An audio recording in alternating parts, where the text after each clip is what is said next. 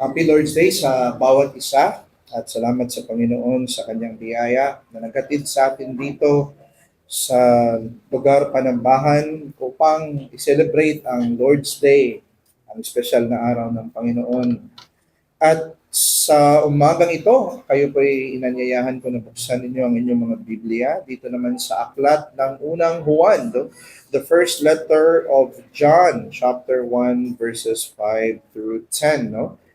First John chapter 1 verse 5 through 10, no? At ang may akda nitong sulat na ito ang tinatawag na the Apostle of Love, no? It's John the Beloved. So mag-expect tayo na ang bawat salita na mababasa natin ay galing sa pusong nagmamahal na nanggaling sa isang apostol.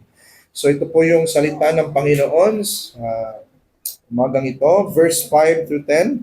This is the message we have heard from him and proclaim to you that God is light and in him is no darkness at all. If we say that we have fellowship with him while we walk in darkness, we lie and do not practice the truth.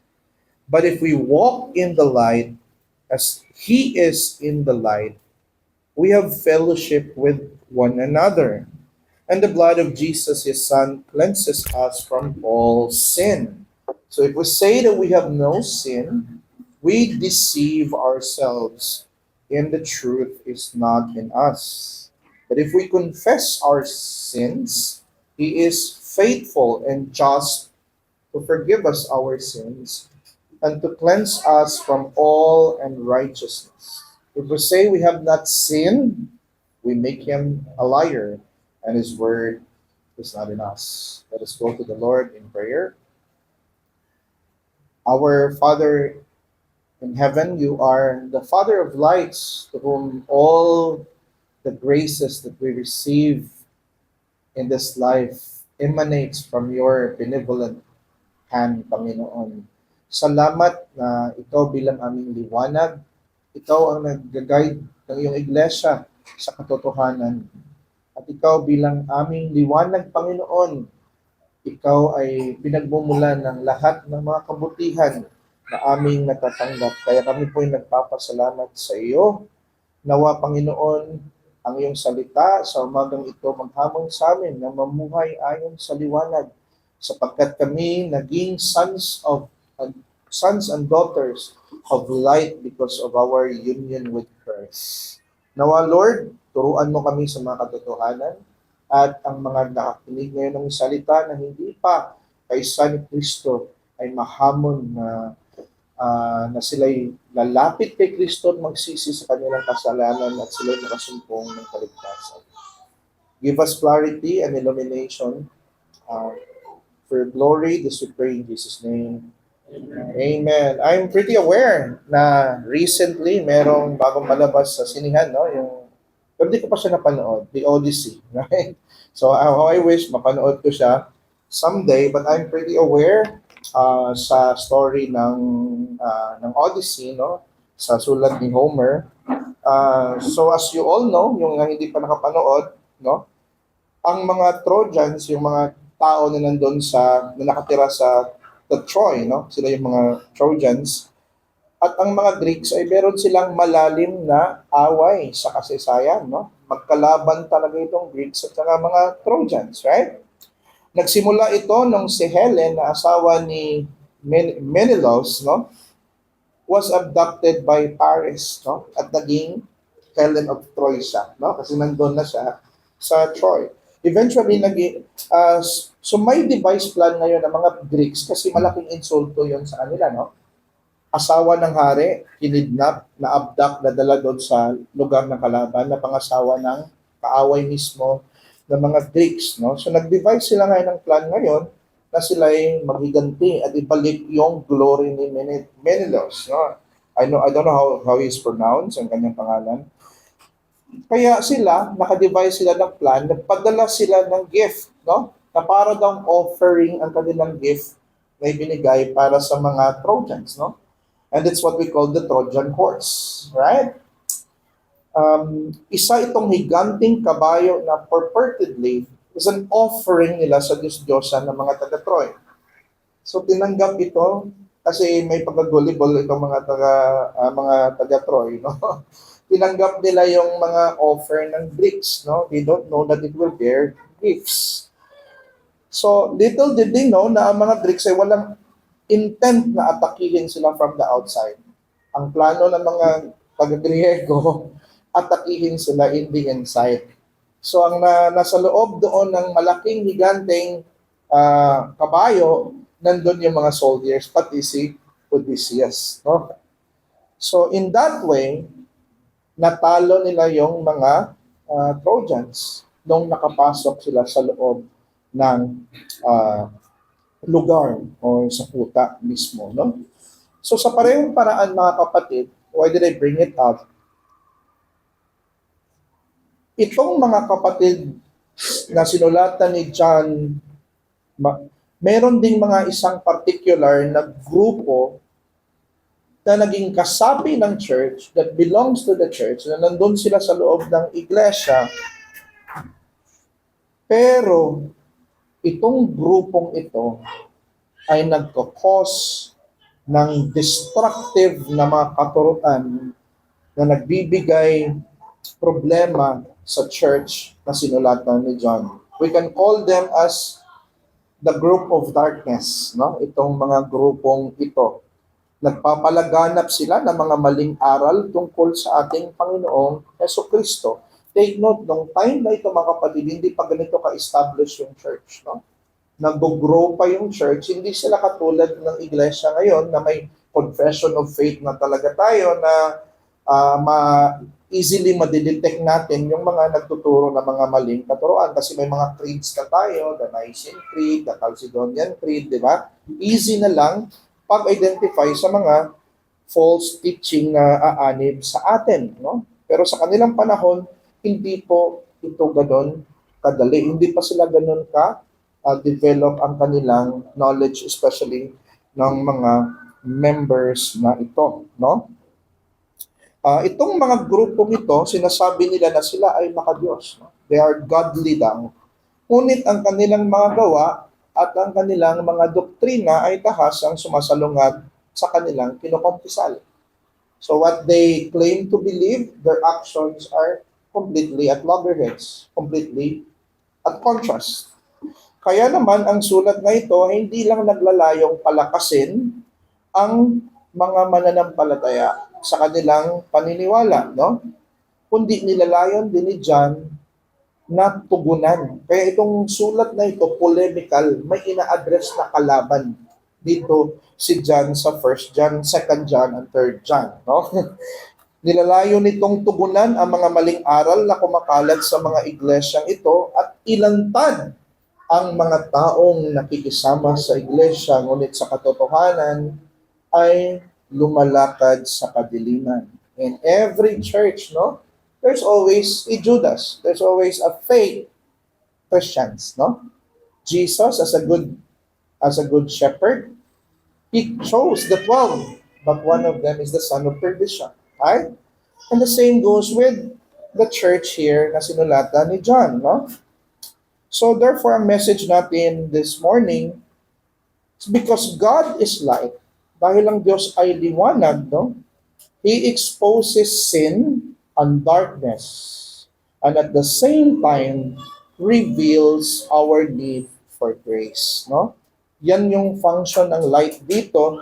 Ini-expose niya yung nasa darkness at ini-expose din niya yung need natin ng mga tunay na mananampalataya about our need for grace. So, pero bago tayo dubako doon sa expository natin dito sa teksto na ito, no? Kailangan muna nating maunawaan ang bawat sulat ay may particular na konteksto, no? Meron yang background, may sitwasyon na nangyayari, may context ang bawat letter na isinulat sa Biblia, no? May mga pangyayaring nagaganap na nagbibigay daan kung bakit isunulat na may akda ang mga salitang ito na nasa lihat. Right? Mahalaga na malaman natin ang mga ito upang maunawaan natin kung bakit nga sinulat ang mga ganitong pahayag. Kaya ang una nating tanong, no, para mas maintindihan natin itong passage na ito, sino ang mga panloob na kalaban o sumasalungat o mga sumasalungat na nasa mind ni John nung sinulat niya itong letter na ito? Sino itong mga tao, no? So these people, nag-gather ako ng mga commentaries to check kung ano yung kanilang mga opinion.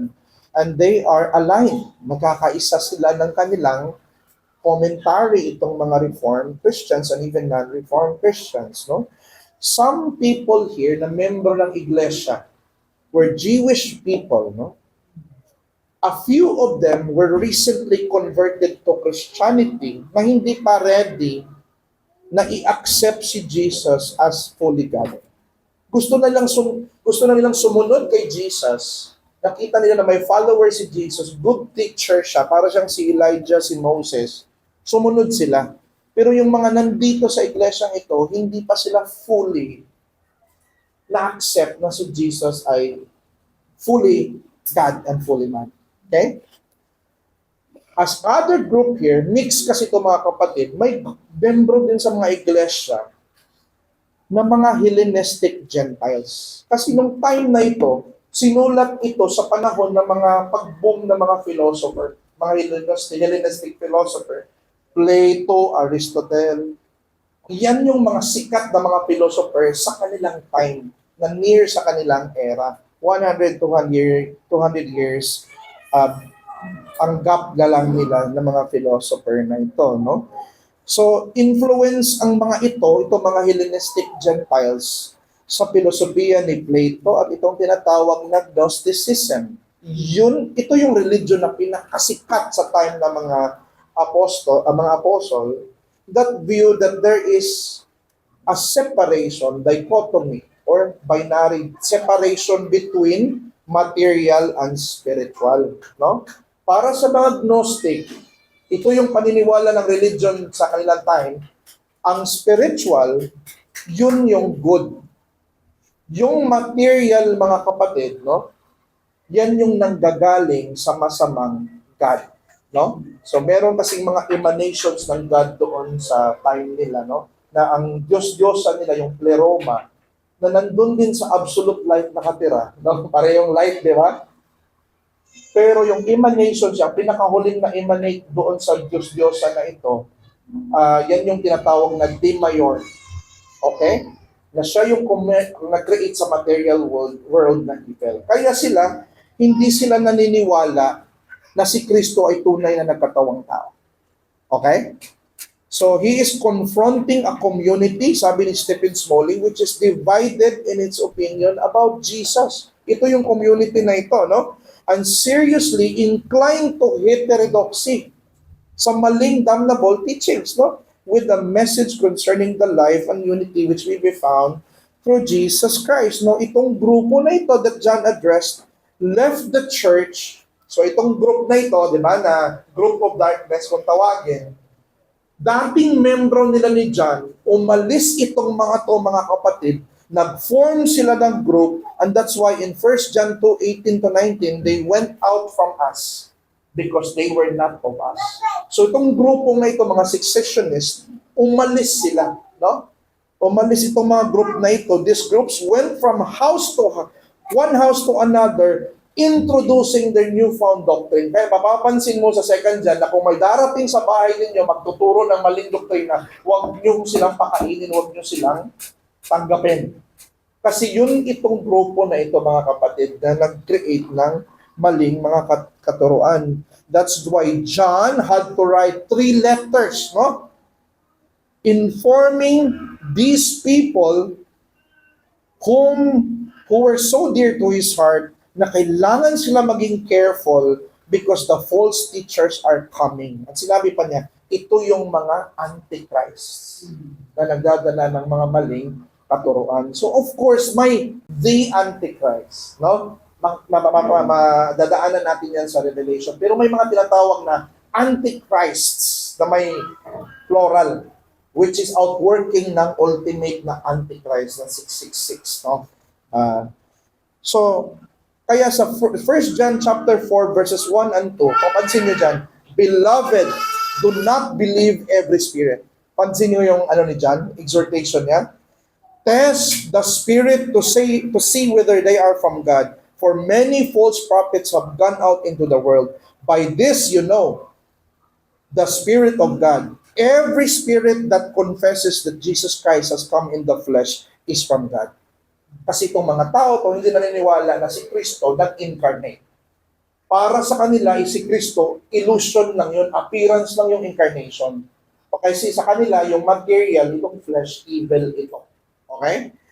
So, may urgency dito sa iglesyang ito, mga kapatid, at si Juan bilang pastor at apostle, no, na nangangalaga ng kanyang kawan ay kinakailangan niyang sumulat. Part ito ng shepherding niya na iligtas niya yung church sa mga ravening wolves, mga kapatid, no? Sumulat siya bilang tugon upang patatagin at patiyakin ang mga tunay na mananampalataya at upang hindi sila maiugnay sa mga taong lumalakad sa kadiliman. So that is the context, mga kapatid. Let's look at verse 5 and 7. Let's look, as God is light, He exposes darkness. So sinabi dito sa, this is the message that we have heard from Him and proclaimed to you, that God is light, right? And in Him, there is no darkness at all. Ipinapakita ni Apostle John kung ano ang likas na bunga ng tunay na pakikipag-ugnayan sa Diyos, no? If ikay tunay na ligtas, no? Or tunay kang naging one with Christ, no? Ang taong tunay na may fellowship sa Diyos o tunay na niligtas na Diyos, niligtas ng Diyos, ay lumalakad sa liwanag at hindi sa kadiliman. Pinresent ni John na God is an absolute light. No? Sabi ni Stephen Smalley, to describe God as absolute light presupposes that God and darkness are mutually exclusive. Hindi siya pwedeng mag-coexist ang light tsaka yung darkness. Hindi pwedeng both itong lugar na ito ay maliwanag at madilim at the same time, in the same way, right? Contradiction ito. Ang liwanag at kadiliman cannot coexist with each other. And the statement that God is light, sabi ni Smalley, carries with it a moral challenge.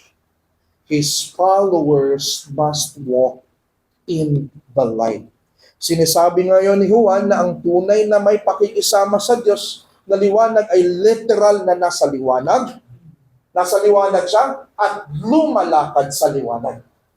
Yan yung mga tunay na children of light, no? So when we talk about light, we can talk about it in two senses, no? Ano bang ibig sabihin ng liwanag dito, Brother Jess, no? Sa Biblia, may dalawang sense when we talk about light. Una, it may refer to truth as opposed to falsehood, no? Makikita natin yan sa Psalms 119 verses 130. Your light gives understanding to the simple, which is the truth, no? Nagbibigay ng kaalaman, knowledge. Your word is a lamp unto my feet and a light unto my path. Light unto my path. Truth yun na mag-guide sa iyo sa tamang daan, right? So, sa Bible, when we talk about light, pertains to the truth. But in another sense then, ang light din, tinitingnan din ng Biblia as righteousness or goodness as opposed to evil. No? Mababasa natin sa Isaiah 5:20, woe to those who call evil good and good evil, who put darkness for light and light for darkness. Pansin niyo yun? Good, evil, light, darkness. So ginagamit siya in that particular sense din, no? Now, sinabi dito ni John, this is a very challenging statement. If you would say, you have fellowship with Him. Parang in other words, if you're going to say that you are saved, niligtas ka ng Panginoon, no? Sinabi niya ngayon, but all the while you still walk in darkness, nabubuhay ka pa din sa kasalanan. Kabaliktaran yung practical na buhay mo sa kiniklaim mo na being that you are already a children of God, no? sinasabi ni John, ikay isang sinungaling. No? Ito'y isang malaking kasinungalingan, mga kapatid, no? From here, makikita natin when it says God is light, in-expose niya ngayon yung nasa darkness, yung ina-address niya na kalaban, no? He exposes the fake Christian here in Matthew 7:16 through 17. Si Jesus mismo nagsabi, no? Every healthy tree bears good fruit, but the diseased tree bears bad fruit.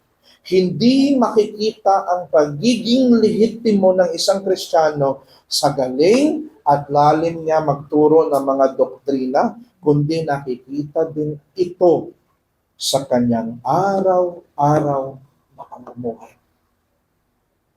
If the manner of life that we live every day is contrary to those who walk in the light, isang question ito, no? It's not a judgment, it's a question. Baka nasa darkness ka pa at kailangan mo mag-repent sa Panginoon, no? If salungat ang manner of life ng isang professing Christian sa Ebanghelyo na kanyang kinukumpisal, then baka wala pa siya sa liwanag, baka hindi pa siya tunay na ligtas. And if you feel na it is you, then praise the Lord, kasi may time ka na mag-repent sa iyong kasalanan at babalik sa Panginoon at pagtiwala kay Kristo bilang iyong Panginoon at tagapagligtas. Blessing ito ng Panginoon na may mensahe siya na gustong ipaabot sa iyo. No? And what does to walk in the light, no, mean? But if you walk in the light as He is in the light, no, yan yung sabi ng text. The Greek word for walk is peripateo, na ang kahulugan ay to conduct or to lead your life. Okay? To lead your life to a certain direction. So to walk implies a movement, no? If you're walking, or it implies a movement or a certain direction that you are heading. So John is saying na ang tunay na niligtas ng Diyos is walking in the light. That is, yung walk niya guided sa liwanag na nanggagaling sa Diyos. Guided ng katotohanan ng Diyos, guided ng kabutihan, no? Na kanyang pinapractice out from that light. Ang sinasabi dito is that his life is not only guided with the truth, but his life is consistent with the truth. Brother Jess, I thought si John is apostle of love. Bakit parang ang sakit na magsalita? Masakit siya magsalita because he's very loving and he cares about each one of us, no? Kasi sometimes, mga kapatid, we thought that the most loving friend ay yung tao na laging agree sa'yo. Na hindi kasi nasalungat, akala mo loving siya. No. You will find out na ang tunay na loving friend ay ang tao na willing makasakit sa iyo, basta malaman mo lang yung katotohanan, kahit masaktan ka. Siya magsasabi sa iyo ng tunay na katotohanan, no? It doesn't mean perfection. Ibig ba sabihin, brother, just to walk in the light, kailangan wala talaga akong darkness, wala talaga akong kasalanan? No, that's not what John meant, no? In fact, sinabi niya later, no? If you say that you don't have sin, you make God a liar. So hindi yan yung point ni John na dapat perfect yung buhay mo, wala kang kasalanan, no? It doesn't mean perfection. Far from us na maging perfect tayo dito sa buhay na ito, right? Nagkakasala pa din yung mga children of light. Amen? Nagkakasala sila, but ang buhay natin, ang difference is this, nakapattern yung buhay natin na sumunod sa liwanag, magpag-guide sa liwanag, kahit hindi perfect. Kahit nagkakasala tayo, babaguhin natin ang sarili, mag-confess tayo sa Panginoon, dito pa din yung direction ko. Hindi yung na-stumble ka sa race, ayaw ko na mapatuloy doon, alis na ako, babalik na lang ako dito sa kasalanan. Hindi ganun yung Kristiyano na dinidescribe niya dito. Ang tunay na Kristiyano, madapa man siya, mahila man siya doon sa paatras, pero nagpapatuloy siya sa isang direksyon. He is going to pursue that course, no? Mga kapatid. So, ang point dito, ang sanctification, ang spiritual life of holiness, yung pagiging banal natin, na binabanal tayo ng banal na Espiritu, ay nagpapatunay na tayo ay may relasyon sa Diyos at may relasyon sa bawat isa. Because you can claim that you're a Christian with your mouth, but if your life disagrees with what you confess, then you're lying. Ang sanctification pa din natin, ebidensya pa din siya, no, ng ating justification, mga kapatid. At yung sanctification natin, kung meron tayong sanctification, tunay tayo na may fellowship with one another. Kaya nga, dinidiscipline yung not living a sanctified life eh. Walang fellowship, di ba? Na-excom sila because these people are children of light. Okay? And who strive to live in the light. Kahit hindi perfect. So we have to understand na ang ebidensya ng ating pananampalataya sa Ebanghelyo ay ang ating paglakad consistently dito. Kasi Paul always encouraging sa mga letters niya, walk in the manner worthy of the gospel. Di ba? Lagi niyang sinasabi yun. At sabi niya sa 1 John 2:5-6, this greatly support what I'm saying. By this we know that we are in Him, na tayo ay kaisa ni Kristo. 1 John 2:5-6. Whoever says he abide in Him, he ought to walk in the same way in which He walked. He's going to pattern His walk in the same way that Christ walked. He will live the godly life. Hindi hiwalay sa Bible, mga kapatid, hindi po hiwalay ang profession sa Christian sanctification, no? Hindi pwedeng doctrinally lang tayo, tama. Natama tayo sa mga teaching sa Bible, pero yung buhay natin, sumasalungat sa teaching sa Bible. Hindi ganun yung children of light, no? Pero hindi natin minamaliit yung knowledge, no? Kasi ang practice natin na hindi guided by the knowledge, it's blind. It's a blind practice. At ang knowledge din natin na walang practice, it's lame. As the saying goes. Para siyang pilay. So ang comfort natin, we may not perfect our steps while we are walking in the light. Ito ay mananatiling patuloy na pakikibaka, no? Sa buhay natin habang tayo ay nabubuhay sa mundong ito. At ang mga tunay na Kristiyano ay hindi sumusuko sa pakikipaglaban sa kabanalan. Ma-fall man yung Christian, mabagsak man yan, posible pa yung imak na kanyang mga relatives, ng kanyang asawa. Akala ko ba, Reformed Christian, imak man yan ilang beses, ma-fall man yan ilang beses, hindi yan sumusuko sa pakikibaka patungo sa kabanalan. Patuloy yan magsastrive na maging banal. No? Kasi children of light siya. Ang comfort dito is that kung ikaw ay mahulog man sa kasalanan, Christ offers pardon for you to encourage you to walk in the life of sanctification. Kaya sa verse 7, ang ganda, comfort yun mga kapatid, na dito sa liwanag, may kapatawaran sa ating mga makasalanan. And the blood of Jesus, His Son, cleanses us from all our sin. Ibig sabihin, yung mga nasa liwanag, nagkakasala pa din. Pero yung kanilang kasalanan, mga kapatid, dinadala nila kay Kristo upang makahanap ng kapatawaran. Number 2, as God is light, He reveals our need for grace. Verses 8-10, no? If we say na wala tayong kasalanan, we deceive ourselves, right?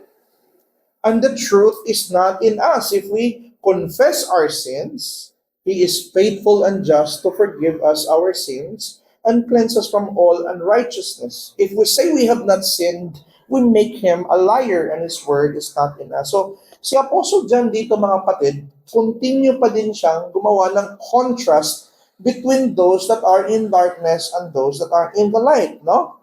That is, ang nasa darkness daw, ang mga hindi tunay na Christians, they don't admit their sins, no? Therefore, they are living a life of falsehood. They don't admit their sins. They don't bring their sins to Christ. They don't confess. Pero ang nasa light, they confess their sins. And on what God does with that, God is faithful and just to forgive them and cleanse them from all unrighteousness. So ang point dito, as believers walk in the light, as we walk in the light, ini-enable din tayo ng Diyos to see our sins and bring our sins to Christ for forgiveness. Mapapansin mo yun na the more ka magbabasa ng Bible, the more mag-increase yung discovery mo sa iyong mga kahinaan, sa iyong mga kasalanan, sa iyong mga pagkukulang. Pero kung tunay ka na Christian, hindi ka nandun, nung na-discover mo yung kasalanan mo, hindi ka na you feel sorrow na walang hope. Dinadala mo yung lahat ng na-discover mo na kasalanan kay Kristo. Lumalapit ka sa Kanya, humihingi ka ng kapatawaran. As we walk according to His Word or according to His truth, i-reveal ng Diyos sa atin ang ating kasalanan at ang need natin na sumandal sa Kanyang biyaya na patawarin tayo sa lahat ng ating pagkakasala. So take note, ang tunay na nasa liwanag, mga tao na may kahandaan na mag-admit sa kanilang kasalanan. No? Hindi nila itinatago ang kanilang kasalanan na inaalagaan nila, hindi nila pinapaalam sa church hanggang lumaki, kinukurap na sila ng kasalanan na ano na yung kasalanan nila, no? Na naging ano na yung puso nila, naging numb na hanggang lumaki, nasira ang sarili, nasira ang pamilya, nasira ang buhay. Pero yung tunay na believer, dinadala nila kay Kristo ang kanilang mga kasalanan sa kapatawaran. So ang challenge dito sa atin, never fear to confess your sins honestly. Don't fear to confess your sins before Him. Name your sins, no? Every day. Kasi He guarantees no condemnation but genuine pardon para sa atin, no? Dahil kay Kristo. Nangako ang Diyos na maging faithful siya to forgive us. In-invite niya, come to me and I will give you pardon and I will forgive all your sins, no? That He will be faithful na patawarin niya ang iyong kasalanan. Nangako siya to be just to forgive us. He will be just, maging hustisya siya, not to punish you. Why? Because somebody took the punishment already. Hindi siya nagko-commit ng double jeopardy ang Diyos. Hindi niya pinanish si Kristo on your behalf tapos pinanish ka ulit, no? Hindi siya unlawful na judge. Somebody paid for your sins. Walang double jeopardy na ibabayaran mo ulit yung kasalanan na binayaran na, mga kapatid. So the Father is going to forgive us from all our sins, past, present, and future.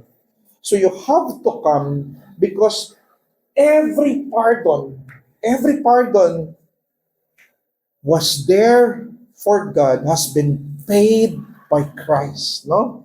And the Father will not withdraw His forgiving heart for you. He's going to forgive you, and He will be just by doing so because somebody has paid for it, no?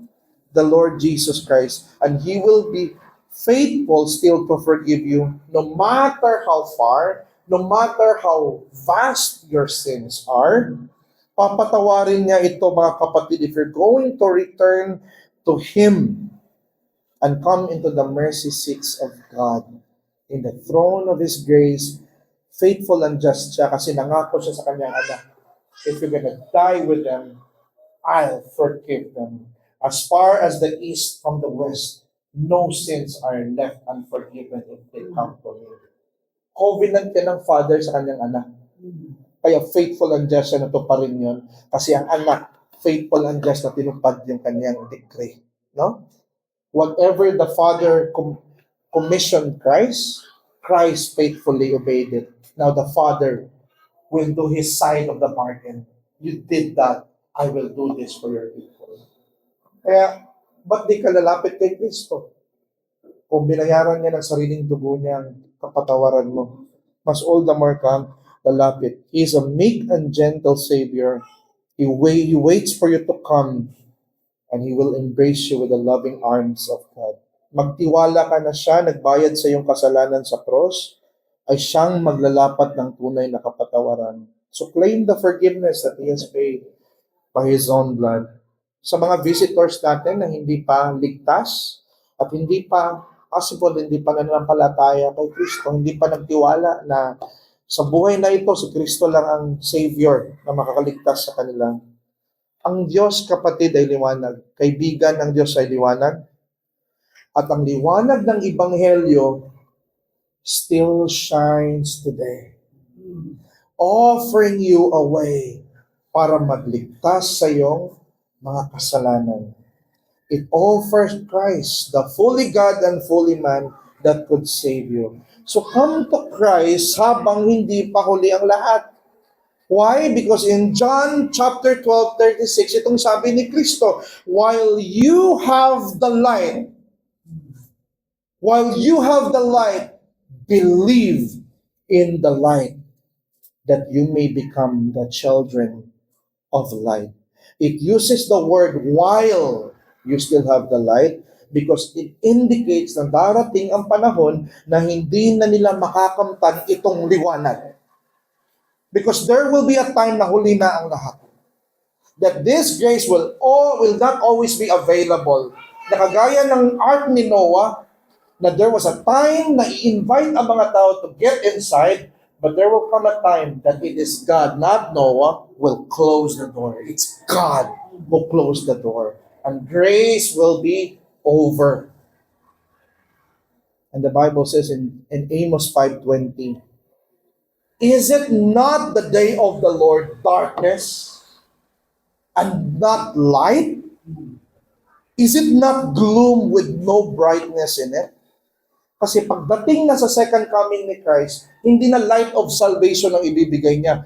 Light of justice na. Wala nang darkness na puro ang ma-experience ng tao. Wala nang hope sa pagdating na yan. In Joel 2:1 verse 2, for the day of the Lord is coming, and it is near, a day of darkness, and gloom, a day of clouds and thick darkness, like blackness there is spread upon the mountains, and a great powerful people, their like has never been before. My experience ng taong absolute darkness, no hope apart from Christ. So to end, conclusion, in this life, those who walk in darkness, posible kayo mistakenly thought of as children of light. No? Yung mga nasa darkness, pwede kayong isipin ng mga tao na children of light kayo, and vice versa din. No?